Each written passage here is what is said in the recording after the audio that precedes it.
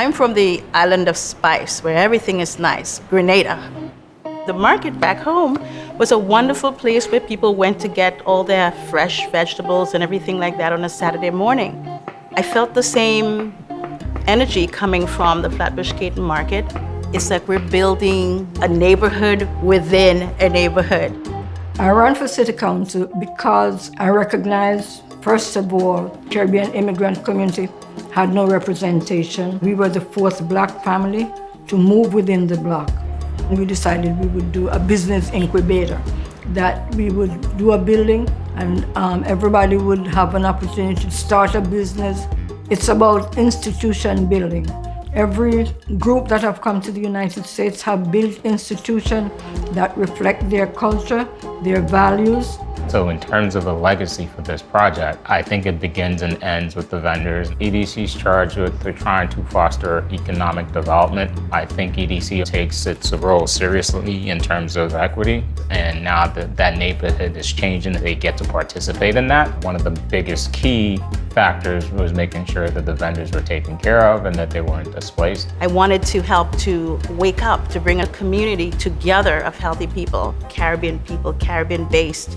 Flatbush Caton Market provided the avenue without having to go through all the challenges that entrepreneurs would go through on the outside. In Flatbush, Brooklyn, in the epicenter of Caribbean-ness, for me, it was not only a job, it was basically a homecoming.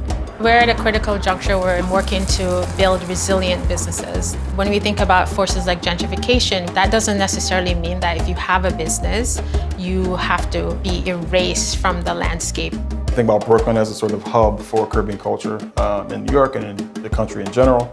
And think about how this kind of hub could connect to other hubs in Toronto, in Miami, in Lagos, diaspora cities across the world, where you're getting a confluence of finance and commerce and culture, talent all swirling together. And we're really a hub for that kind of opportunity. I think Caton Fats would be a precedent-setting transaction. We can replicate this, and the city can replicate this, not just for BRP, not just for Urbane, but the greater ecosystem, because people actually invested in, believed in us.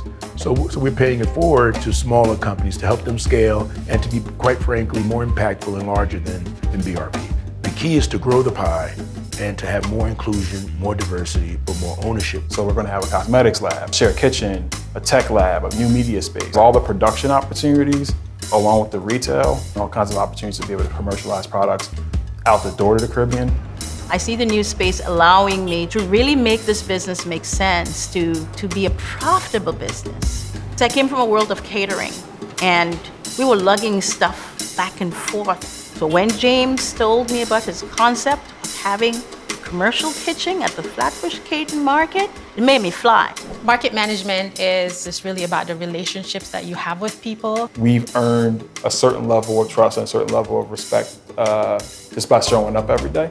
I think the vendors listen to us a little bit more than they did 3-4 years ago when we first met them. They don't listen nearly as much as I'd like them to, but that's entrepreneurship. When you walk into this market, I don't want you to just feel like you just walked into another market and it's just whitewashed and there's nothing that ties back to what was there. We want this to be that next level Wakanda. We want you to walk into something that's present, that's futuristic, but also undeniably a Black experience. All Black everything. It's a game changer. It's a win for entrepreneurs who have struggled and have lost their businesses, have been attacked by the police. They finally found a permanent place, and in the future, that there's no erasure of Caribbean businesses in Brooklyn. Our community determines its own destiny. We swim or we sink together. I have a purpose to fulfill. And so whatever happens along the way, whatever challenges, you use that to strengthen you and move you to the next level. But I'm here to be me at the best me I can possibly be.